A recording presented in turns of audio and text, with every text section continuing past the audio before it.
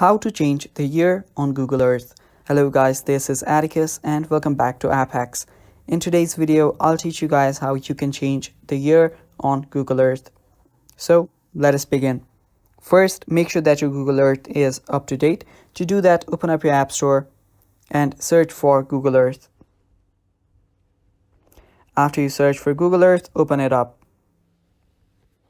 So if you see an update button on the Google Earth, just hit on update and update your Google Earth.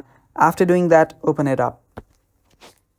Now, after you've opened up your Google Earth, what you'll need to do is you will need to just, select a place, go to some place. And after you've done that, just tap on the layer icon on the top right. And after you're on layers settings, you'll need to scroll down. Now, under additional layers, you will see historical images. Now, under historical imagery, select that button on, and after you do that, you can just scroll this on up. After you've done that, as you can see right here, now there is timeline available. Now I can, just scroll this to, whichever year I like.